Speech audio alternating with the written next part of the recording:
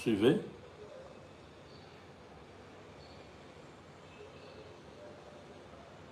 Si vous êtes là, faites-nous signe pour que nous puissions commencer. Sinon, nous risquons de perdre le temps. Faites-nous un commentaire, dites-nous si vous nous recevez. Voilà. Un instant, je cherche ici.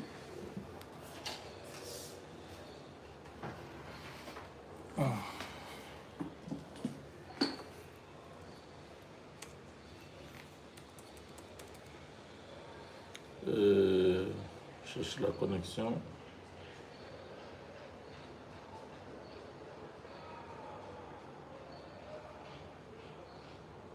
Ah, je vois. Merci beaucoup. Oui, j'ai la connexion ici aussi.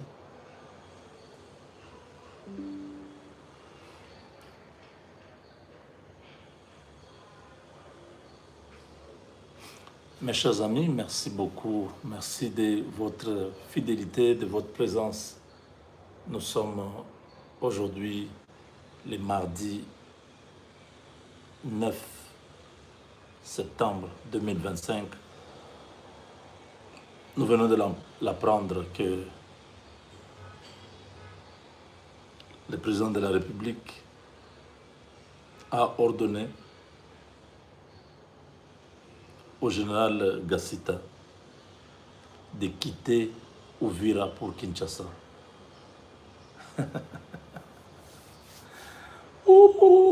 Chimbouboui. Le peuple gagne toujours. Moi, je félicite le peuple d'Uvira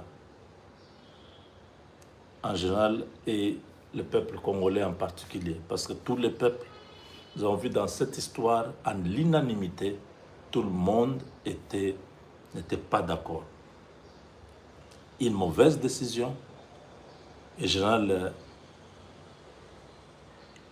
Sylvain Ekenge vient nous dire encore, voilà, le général a le soutien de toute l'armée et des autorités.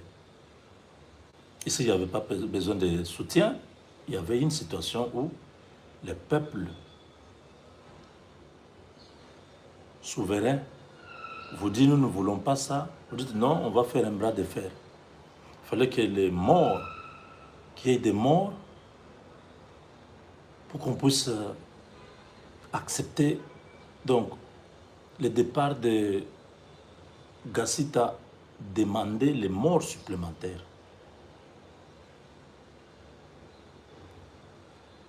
Ça fait très mal que le président prenne cette décision au moment où il y a eu déjà mort d'homme.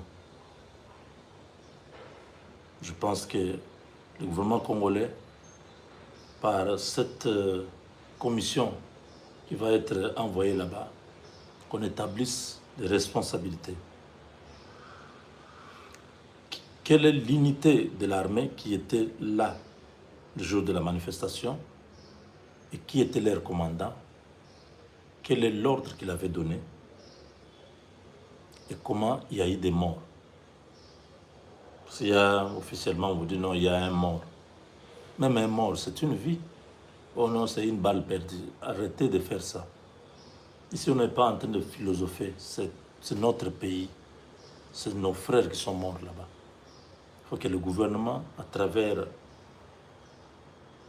ces délégués qui vont aller à Uvira, puisse prendre en charge les funérailles de tous ces enfants, de tous ces jeunes, de tous ces Congolais qui sont morts hier, que le gouvernement congolais puisse dédommager ces familles-là, parce que c'est l'armée, ce n'est même pas la police, c'est l'armée qui a ouvert le feu sur une manifestation pacifique, sur un peuple qui n'était pas armé.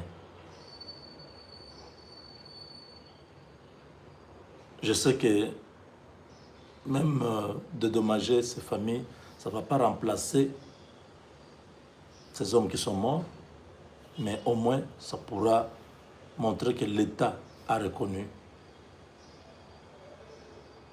avoir fait du mal au peuple et qu'il a enterré dignement ces manifestants, il a dédommager, faire les deuils, parce que il y a une administration qui est là-bas. Tout le gouvernorat du Sud Kivu est à Uvira. Donc, nous avons appris que Gassita a échoué avec son plan, avec ce qu'il avait envoyé là-bas. Le plan a échoué. Le plan était de laisser cet homme là-bas pour permettre à ce que les M23 puissent avoir la route vers Kalemi. Dans les Katanga, vous savez déjà qu'il y a des milices, Bakata Katanga et les autres, qui attendent là-bas pour intégrer les M23 et continuer. Donc là-bas, il n'y aura pas de résistance. La résistance, c'est là au Kivu, à Uvira. Donc je demande à tous les Ouazalendo de renforcer les rangs, de s'unir davantage, de prier Dieu, de se consacrer à Dieu, de multiplier la vigilance. Parce que maintenant qu'on a enlevé Gassita, ces gens-là vont chercher à faire une pression pour que Uvira tombe, qu'on dise voilà, ils ont enlevé Gassita, maintenant Uvira est tombé. C'est lui qui va remplacer Gassita, doit être un Congolais, un vrai, un homme de confiance que le peuple doit faire confiance. Un Congolais d'origine, de père et de mère, qui doit être là. Pas comme les autres généraux qui nous ont trahis là, des Congolais de père et de mère, mais un véritable patriote. Qu'il puisse aller là-bas, qu'il donne aux Ouazalendo tout ce qu'ils ont besoin. Les armes, les munitions, les rations, vraiment pour qu'ils fassent leur travail. Que les FARDC, parce que je sais qu'il y a un commandant région qui est là-bas, que le commandant région et celui qu'on va envoyer pour les opérations soient en harmonie, qu'ils s'entendent, qu'ils organisent les troupes. La force que nous avons vue aujourd'hui, les militaires tirer là, qu'ils aillent tirer les M23. Parce que jusque-là, c'est une armée qui nous a laissé avec une désillusion, une honte. Une armée qui n'a pas gagné une seule guerre, qui continue à fuir l'ennemi. Ils ont fui Bukavu 3 jours avant que les M23 prennent Bukavu. L'armée congolaise avait déjà fui. Ils ont fui, ils sont allés vers Kalemi. Je crois que vous tous vous rappelez. Il n'y avait personne.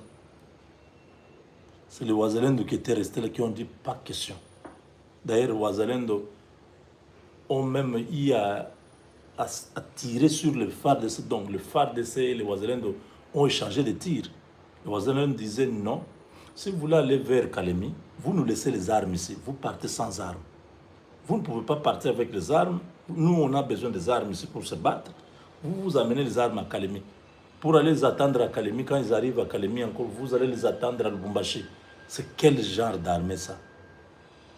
Les gens qui ont été formés dans des centres de formation fuient les jeunes, fuient, et les jeunes qui ne sont pas formés, que nous appelons les patriotes, les Ouazalendo, c'est des jeunes qui sont venus à gauche, à droite, on leur a montré comment tirer. Ces jeunes-là sont plus courageux, ils restent là pour se battre. Et le breveté d'état-major, les généraux de ceci, fuient, laissant les troupes derrière. Maintenant, les troupes sans leader, ils ne peuvent pas se battre. Ils se retirent aussi. Ce n'est pas que notre armée est incapable, mais tous ceux qui dirigeaient, les chefs des unités là, fouillaient. Ils ont fui 3 jours avant que les M23 prennent Bukavu. Je crois que vous vous souvenez, non? Ils venaient, c'était où? Là où il y a eu le combat rude là, quand ils sont entrés dans le territoire de Calais, c'était quoi? La grande ville là, c'était quoi? quand vous quittez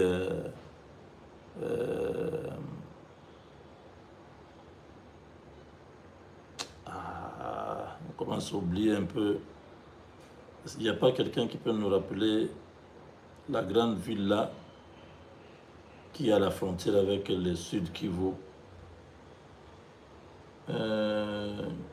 Nyabibwe, non pas Nyabibwe, non pas Kavumu, avant Kavumu. Minova, merci beaucoup. C'est qui a dit ça? Mouli Ngenya, voilà François, merci beaucoup. François, merci. Minova. Il y a eu la bataille à Minova, c'était comme le verrou. S'ils passent Minova, ils entrent dans le Sud Kivu, et là-bas, les villes ont commencé à se succéder jusqu'à un moment donné. Jusqu'à un moment donné,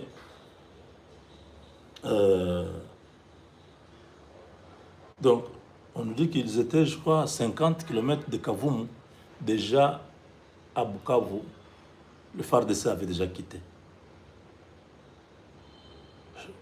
Comment?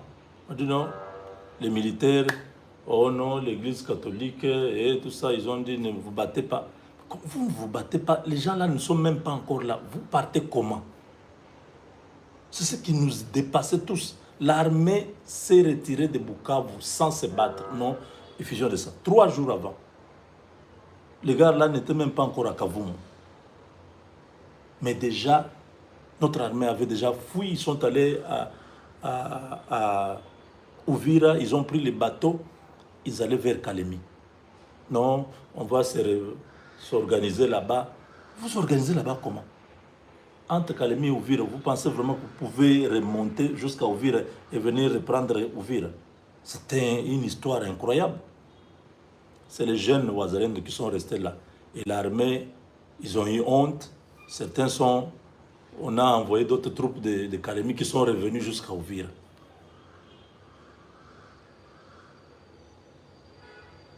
La preuve, c'est que la plupart de ces généraux, de ces colonels, sont allés à Kinshasa. Ils sont les uns en prison, les autres sont en train d'être jugés. Donc vous voyez un peu cette débâcle-là de notre armée. Maintenant, là, on est en train de bricoler une armée. Il faut quand même qu'on puisse réformer cette armée. Les dirigeants, j'ai vu le défilé militaire en Chine, leurs 80 ans là, oui. Le président Xi Jinping a dit l'armée avait déjà des problèmes de corruption, de ceci. Il a purgé l'état-major de l'armée. Il est en train de refonder l'armée. Oui, ça arrive dans beaucoup d'armées du monde. Quand les officiers supérieurs là, ou les officiers généraux entrent dans les opérations, dans les COP, dans beaucoup de mafias, dans les opérations, il faut à un moment donné prendre tous ces gens-là, les enlever. Xi Jinping a enlevé le mois dernier. Il a changé les responsables de l'armée. La vidéo, je dois avoir ça quelque part. Quelqu'un m'a envoyé ça. Il dit, regardez ce que le président Xi Jinping, des pays hyper puissants, quand il voit que ça ne va pas dans l'armée, on chambarde, on enlève. Kagame a enlevé les responsables de l'armée combien de fois? Les 3 dernières années. Mouké Mouké a changé. Mouké Mouké, il envoie en retraite. Au Congo, on garde les mêmes gens. Les mêmes gens qui nous trahissent. On les envoie même en retraite. Non, non, on les garde. Vous allez entendre seulement qu'on l'a recyclé. On l'a envoyé encore là-bas.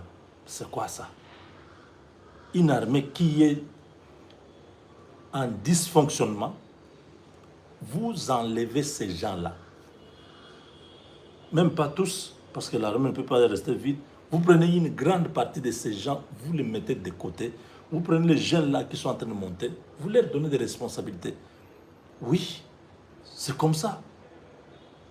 Une armée sans résultat, avec tous les milliards qu'on a mis dans leurs mains, c'est une honte. C'est une honte. Ils ont humilié toute une nation. Et on ne devait même pas encore parler en termes de l'armée FARDC, non. On devait changer même les noms là, on met une nouvelle appellation et tout ça pour changer l'image, on change même des uniformes, on change des hommes, on amène des nouvelles personnes. Comme ça peut donner une autre dynamique. Les mêmes individus que nous voyons là, c'est les mêmes individus qui ont fait bâcler l'acteur chef d'état-major. Il était l'adjoint de Franck Toumba. Si Franck Toumba est arrêté, donc lui aussi connaît ce qui s'est passé. On l'a gardé. Il est le chef d'état-major de l'armée. Non. Les gens qui n'ont pas de résultats, on devait les changer. Aujourd'hui, ce serait Luboya à ce poste-là. Ou un autre général, il y a beaucoup de généraux, peut-être d'autres, on ne connaît pas leur nom, que le président voit, qui peut placer là-bas. Non. On a les mêmes gens, Itchali Gonzala. Un homme, si c'est un Ougandais, si c'est quoi, on ne sait même pas. Il fait quoi là-bas? On enlève le chef d'état-major, lui il reste toujours là. On amène le nouveau chef d'état-major, lui est toujours là-bas. Ces gens aux origines douteuses, vous les enlevez de notre armée. On n'a pas dit qu'on chasse quelqu'un du pays. Au Congo, nous avons assez de terres, on a assez d'espace. On ne peut pas chasser des gens. Tout le monde, les Maliens vivent au Congo depuis les années 60, même avant l'indépendance. Les Sénégalais sont là. On ne les a jamais chassés.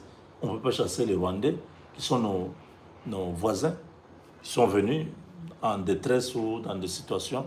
Ils ont pris la nationalité, ils aiment être au Congo, qu'ils restent au Congo, mais ils ne peuvent pas rester au Congo seulement s'ils sont dans l'armée. Non. Ces histoires-là se sont passées sous Afdel et Hippolyte Kanambe et tout ça. Aujourd'hui, on n'a pas besoin de continuer à accepter ces histoires-là. Oh non, si vous avez de l'armée, on va dire que non, vous êtes discriminé. Non, il n'y a pas de discrimination. Vous les enlevez de l'armée, le ciel ne va pas tomber sur terre. Vous les enlevez tous de l'armée. On peut recruter maintenant normalement, parce qu'eux tous là, il faut les enlever de l'armée parce qu'ils ne sont pas entrés dans l'armée par la grande porte. Ils sont entrés par mixage, brassage et mélange. Mixage, brassage, mélange et tout ce que vous voulez là. Si les peuples congolais veulent accéder dans l'armée, ils doivent passer par les recrutements. Tous les peuples sans exception. Même eux qui veulent toujours qu'on puisse leur donner un statut à part. Non, ce sont des Congolais. Donc ils vivent au Congo, ils sont Congolais. Chacun a une origine. Il y a des Congolais qui ont d'origine tanzanienne ou zambienne ou centrafricaine. Il y en a au Congo, ce n'est pas un problème. Donc ils peuvent aussi avoir une origine rwandaise, ce n'est pas un problème. Tant que vous êtes Congolais, pour accéder à la police ou à l'armée, on doit vous recruter en bonne et due forme. Et on doit vous envoyer, après votre formation, là où on a besoin de vous envoyer. Vous n'allez pas dire non, nous on doit rester seulement dans la région de Kivu. Non.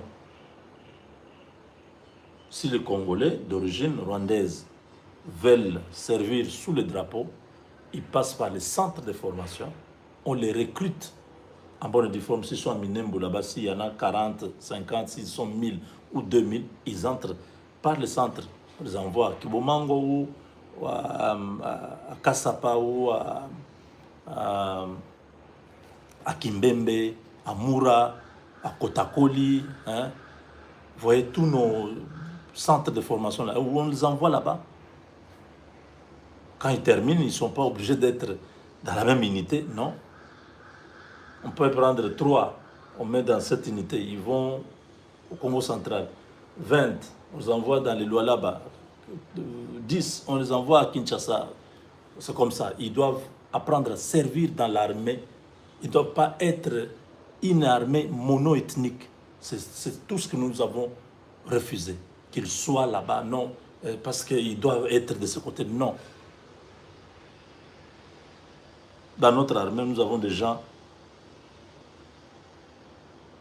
de Chikapa qui sont dans l'armée, qui se retrouvent à Kisangani là-bas. Nous avons des gens de l'Équateur qui se retrouvent dans les Kasaï. C'est ça l'armée. L'armée nationale. On ne doit pas avoir une ethnie ou un groupe de militaires qui doivent se retrouver juste là où ils ont grandi. Ou ils doivent être seulement ici à Minembo. Ils doivent être... Ces histoires, on doit arrêter ça. Même vos gouverneurs là, oh non, il doit être du coin. Non, les gouverneurs, un gouverneur de l'Otouélé là-bas doit être peut-être du Kasaï. Un gouverneur de Kananga doit être peut-être du Nord Kivu. Un gouverneur de Lualaba là-bas doit être peut-être de l'Issala. Ça doit être comme ça. Il faut casser ces histoires-là d'appartenance. On a fait ça. Les originaires du coin, ils n'ont même pas arrangé. Louboyan Kachama qui est en train d'arranger à Isiro, à Bunia là-bas, il n'est pas de Bunia. Il est congolais, gouverneur militaire, il construit. Pendant que chez lui-même, au Kasaï, on ne construit pas. Vous voyez? Donc cette théorie-là de prendre, oh non, l'Assemblée provinciale doit élire un gouverneur, ça doit être quelqu'un de... Non, ces histoires, il faut arrêter ça. Ça n'a pas aidé. Il faut qu'on permette les gens, qu'on voie leurs compétences, leurs apports, qu'on les évalue selon leurs résultats, pas selon leur appartenance du coin. Souvent, c'est 3 mois, oh, motion de défiance, on l'enlève par les députés et tout ça.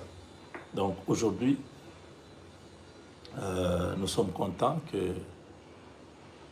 vous avez compris, n'est-ce pas, ma démarche. Donc, tous les compatriotes là, qui sont du sud, qui sont dans l'armée là, on doit les mettre tous dehors.